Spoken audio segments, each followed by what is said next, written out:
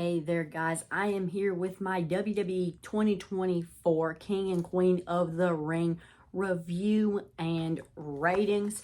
I actually had to watch the replay on this. I was at work while it was happening, of course, because it's in Jeddah, Saudi Arabia. And so it's at a different time, which is cool. And usually Saudi Arabia events, y'all hear me say it all the time. I'm like, they need to stop going to Saudi Arabia. Just my personal opinion, until this happened, I didn't quite realize that there were multiple places in Saudi Arabia that they're going. I thought they just kept going to the same stadium because it was so big. Turns out Saudi Arabia is just the place to have big old cool superdomes and stadiums, and so there's a bunch in there. I think the one that WWE Crown Jewel was at last year was Riyadh. That's the name of the city. And I thought they were kind of trash as a crowd overall. They really didn't care at all for women's wrestling. The return of Io Shirai was completely shut down. They didn't cheer for it at all. So Riyadh, I really don't like that crowd. They need to care more about women's wrestling for WWE to go there and present these great moments with these women's wrestlers. But Jeddah, Saudi Arabia, what a great crowd, actually. Going into this, of course, do not I saw people comparing this online to France. You're going to make this crowd seem trash if you compare it to Backlash's France crowd. That is, in my opinion, the greatest crowd in wrestling history. They were so crazy at that show. You can't compare this crowd to that show. Compared to other PLE crowds, I thought they stand their ground, and it was a very good crowd, more than what I expected. Every women's match, they showed effort to care for them. Like, even the pre-show match, they showed care. Liv Morgan, they were up for. Becky Lynch, they were up for. They were booing Nia Jax. Even the young star of Lyra Valkyria. So, very, very good job from the Jeddah, Saudi Arabian crowd. I thought that was great. But let's get into the actual matches. While I was watching the replay, I had a little thing out, so I have my little notes that I wrote, and of course my rating. Pre-show match, we got Jade Cargill and Bianca Belair versus Candice LeRae and Indy Hartwell for the women's tag team championships. Going into this match, I didn't even know it was going to be a match, actually, but right when I saw that it was advertised, never in my mind did it ever cross that Indy Hartwell and Candice LeRae would win. There's no way. Bianca and Jade are going to they're definitely going to retain. There's no way it could go any other way. And so, a few of my notes. Bianca sells the knee injury throughout the entire match. So, I guess that's just something to think about. I wonder if it's like an actual injury, if it might be like a actual minor problem with her knee or something like that. It's just something to think about, because I feel like recently we've had a lot of injuries going on within WWE. There were so many people taken out of the King and Queen of the Ring tournaments because of all these injuries from these actual major players within the main scheme of things.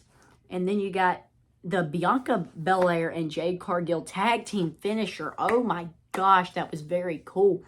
I feel like every time we see these two in the ring as a tag team, it seems like their chemistry is just getting better and better and better. And I think overall Jade Cargill is getting better and better and better within the WWE. We know she's capable of that, but at first she seemed kind of shaky. She was just not quite confident going in to the WWE in this new world of the WWE. But now I feel like Jade Cargill just looked like she was more on time with things. They seemed like they were very much in sync. They knew what they wanted to do, and they got it done. The tag team finisher was awesome. I love that. They need to just keep doing that. It really makes the match look good when you have that cool of an ending, because the ending of a match means a lot. But the match itself actually wasn't like this banger or anything like that, but it got its job done. Never in my mind, like I said, did I ever think the tag team titles would change, but I was still tuned in. I wanted to see how Jade and Bianca did, and I think they did a great job. They got the job done, just nothing too special. I'm going to give it a C+.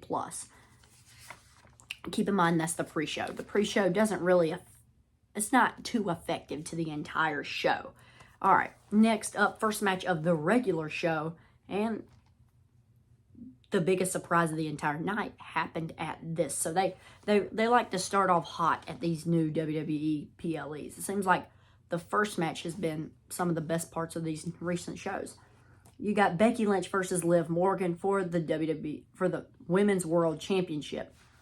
And going in, I kind of want to have a little flex going on here. Go back and watch my predictions video. I'm pretty sure I got every single match right with my prediction. I was very proud about that.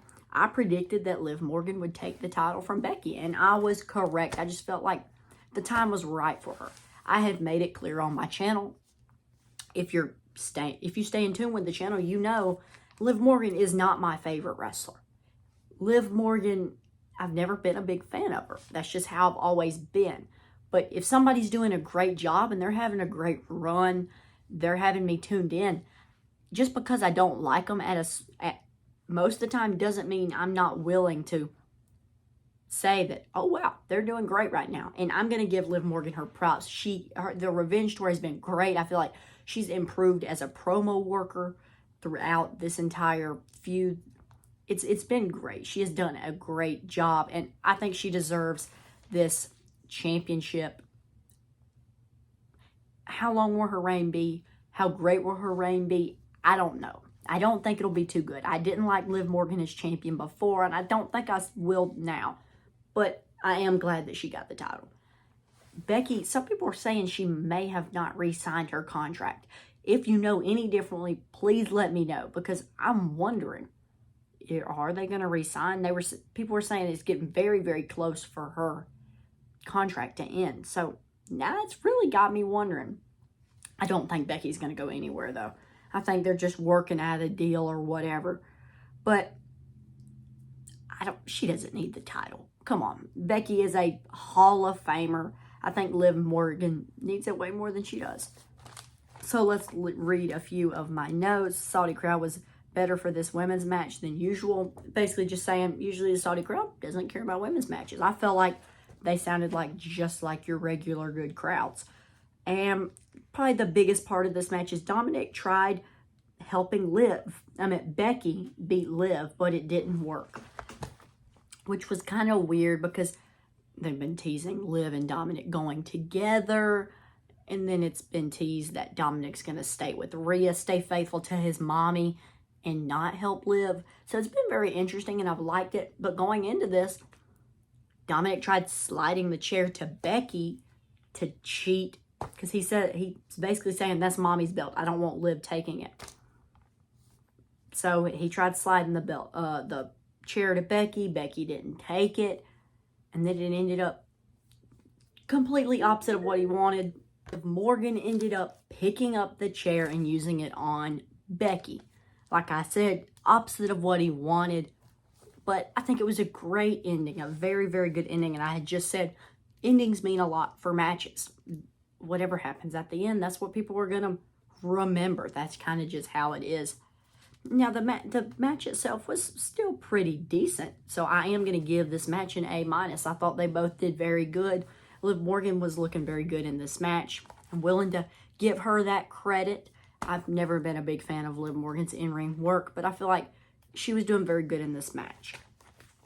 So let's move on to the next match, which a lot of people were downing. A lot of people were saying that it's not going to be a very good match. The whole entire time. Well, first, we'll start from the beginning. I know we talked about it in the predictions, but people were saying Bronson Reed doesn't belong in the match. It's lazy booking. We should get Chad Gable versus Sami Zayn. We're going to get Chad Gable versus Sami Zayn is the thing. It's just right now is not the moment. King and Queen of the Ring, although it was a great event, is not this big-time event that you want this big-time match like Sami and Chad Gable. That's going to be an absolute amazing match. Could potentially end up being a match of the year candidate. They don't want that to be at this type of PLE. That's going to be at one of the bigger PLEs. Clash at the Castle's coming up. You got SummerSlam, stuff like that. That's where that's going to happen.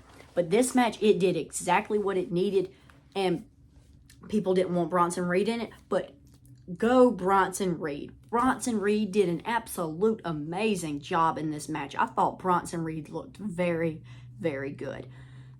Bronson Reed, some people don't like it. which that's fine. Everybody can have their opinion. I have the people I don't like.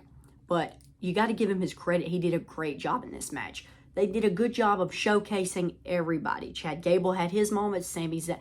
I also want to talk about, I think I have it written down, but Sami Zayn, we knew he was going to get this big pop. This is his area.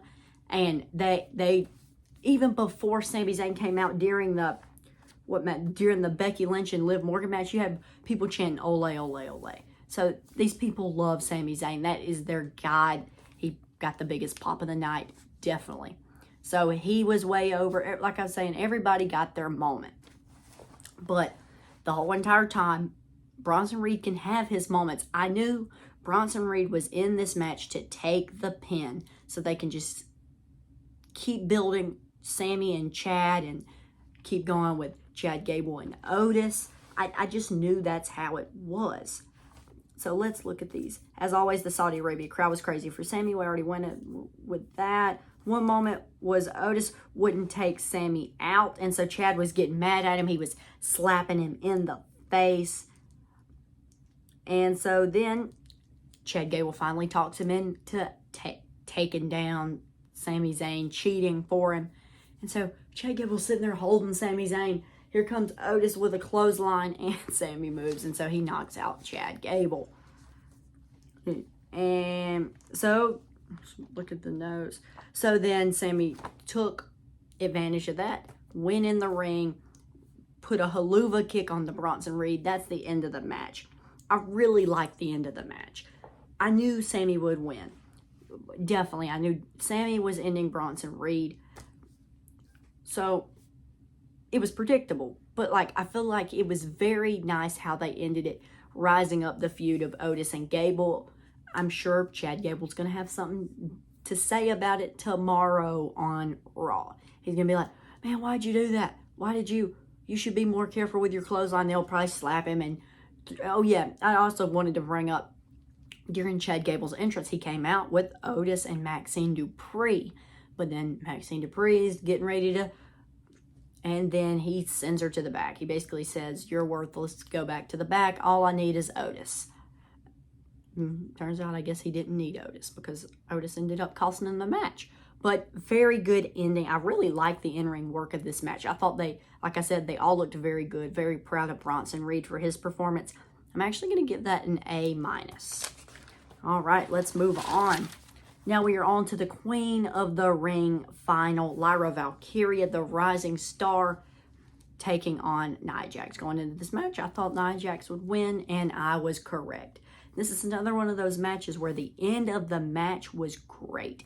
I really liked what they did at the end. She was trying to pull her down, and then Nia Jax did a great job, and it looked very, very clean. This is something that you could have easily made very sloppy, but both of these women made it look very clean. She completely just, while she's sitting there pulling, she drops on her while Lyra is standing up and turns it into a bonsai drop. It made her look like she's completely crushed Lyra Valkyria, and that led her to the win.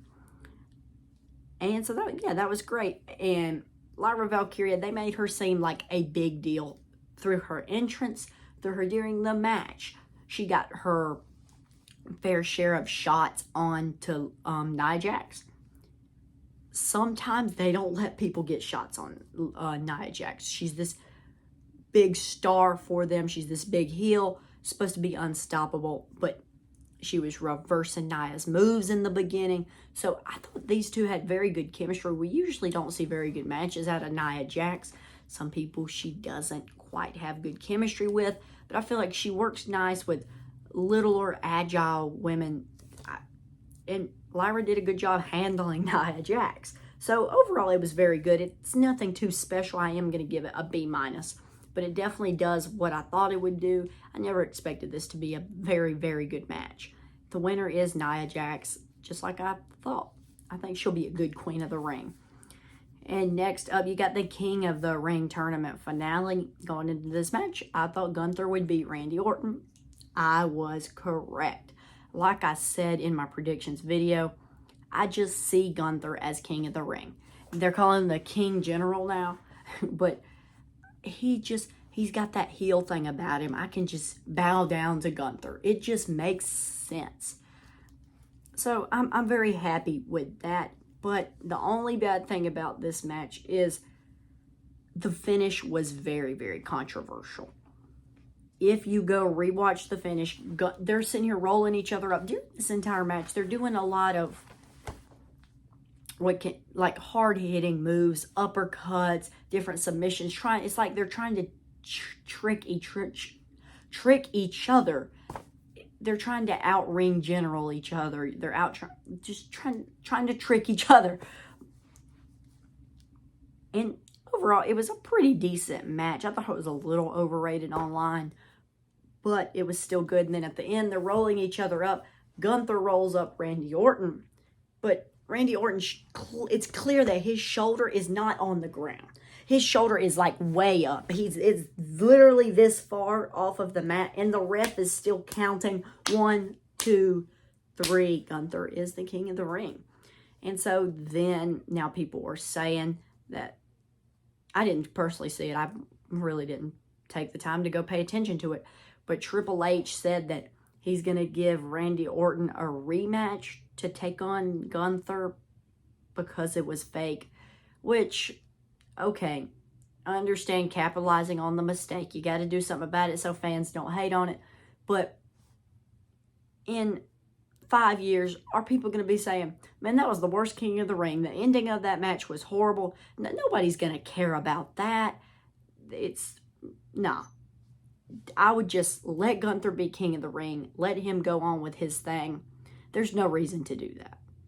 I understand it was botched. It's fine. I realized it. Oh well, whatever happens is going to happen. I don't think they need to point it out. I think that would be very, very dumb. But hey, whatever. I thought it was a overall pretty good match. They were doing chops, of course, but I'm going to give it an A-. Pretty solid match. Next up, we're kind of just going to go to like a little scenario that happened. Triple H revealed that Drew McIntyre is now medically cleared. This is great. We're going to start getting the buildup of Punk and Drew McIntyre. And so he confirmed that we will get Damian Priest versus Drew McIntyre at Clash at the Castle. What are they going to do? I don't know. I don't know if they're going to let Damian retain. I was thinking, according to what they want to do. Do they want to have Drew versus Punk for the title, or they want it not to be for the title? If they want it to be for the title, go ahead and let Drew win it so then they can do, but maybe Punk will come out there and cost Drew McIntyre the match. I feel like that is very, very possible. Because also another thing to consider is Clash at the Castle is going to be in Scotland. So what do they want to do? Do they want Drew McIntyre to lose to his home crowd? I really don't know. This is a hard one to predict, but I'm ready for the buildup of it. I think it was great, a great announcement. So now, it's kind of surprising to think that there were only 5 matches on the regular card. But overall, I thought it was a very solid show. And I knew the main event was also going to be great. You get Logan Paul versus Cody Rhodes for Cody Rhodes' WWE Undisputed Championship. And of course, I think we've seen him before, like at Crown Jewel or something. But there's this special guest ring announcer. I guess he's from Saudi Arabia. I have no idea who he is. I know he was there to hype up the Saudi Arabian crowd, and he did just that. He hyped them up. They gave him a nice pop. So he did his job. Good job, man. And so Logan Paul, just how athletic can this guy actually be? He is amazing. Jumping from the top rope onto the announcer's table, just like he did at Crown Jewel. Just always doing crazy, very entertaining stuff. Gotta love Logan Paul. But the ending to this match was very controversial. Some people don't like it. I think it was fine. Whatever. It got the Crown Jewel people, the Saudi Arabian crowd happy because the person they knew got involved with it. I thought it was cool. And so, let's read this. And Logan Paul pulled out the brass knuckles. He's about to hit Cody Rhodes with it. All of a sudden, the special guest ring announcer stopped him. He grabbed his leg and was like telling him no. And so then he turns back around. Of course, Cody Rhodes already ready, goes for it. Cody Rhodes turns it into a crossroads. 3 crossroads, and then 1, 2, 3. Cody Rhodes is your winner. Never in my mind did I ever think Logan Paul would win this match. It wasn't happening. Any match that happens between now and whatever time we get to get The Rock versus Cody Rhodes, Cody Rhodes is definitely winning, because we know that we're eventually going to get that for the title. The Rock literally said, I'm coming for that title. I'm going to take it from you. So I was still excited for the match, even though I knew it was going to be predictable, just because I knew that this match was going to be high energy. And I wrote right here, there were great spots in this match, and it was high energy. That's how I like my matches. I would rather have a 10-minute match that's high energy, crazy stuff, just very entertaining, rather than have one of these hour-long matches or 30-minute matches that's like slow and just very slow-paced. But, and it was how I liked it. It was high energy. It did its job. I'm going to give it an A, even though some people didn't like the ending, which would I rather seen it without the guy getting involved? Yes. But am I going to sit here and pout about it and wish that it didn't happen and just completely trash the match because of it? No, not at all.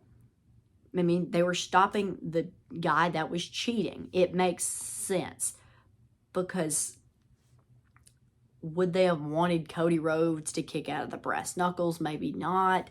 I really don't know, because right now it seems like Logan Paul is such a cheater that you just can't beat him. That's how he's playing as U.S. champion. He's always got brass knuckles. He's always got somebody, some goofy dude under the prime bottle. He's got so many shenanigans that you just can't beat him. So then when you get this outsider that's going to stop him, it makes sense for him to lose. So I like the ending of that match. I'm going to give it an A. Very, very good show. King and Queen of the Ring was very good. I feel like looking at the card, it was like, I think this pay-per-view will be all right. It'll be decent. It's not going to be the greatest, but I thought it was very, very good. Very good PLE. I keep saying pay-per-view. I'm sorry. It's just what I got in my brain. That's my default. But yeah, PLE, very, very good PLE. I really don't think, of course, like I say this all the time, but every pay-per-view PLE has its lows. They all do. They're all going to have its worst spots. But I feel like really this PLE didn't have, like, the worst part was Nia Jax versus Lyra Valkyria. But that was a great match. It was a very, very good match. And so that just goes to show you that overall the show was all good. There's nothing to go back on and just say, man, that sucked. Because when you have bad moments like that, it's going to bring down the show, because sometimes that's just what comes into these people's heads. But yeah, I thought it was a very good show. Good job to this Saudi Arabian crowd. Go back to Jeddah, Saudi Arabia. Don't go to Riyadh, because the crowd's just not as good as Jeddah. They did a very good job. So they have completely changed my opinion on if they should keep having events in Saudi Arabia. That's a constant thing going on within, like, the media, talking about Saudi Arabia and the WWE. Should events be there? Should it not? Should they just not have women's matches there? I think if you go back to Riyadh, maybe don't have women's matches there, but then I think that's also ridiculous, because they deserve a spot on the card. That's just how it is. So yeah, I really enjoyed this PLE. I hope you guys did too. I will see you guys on the next one.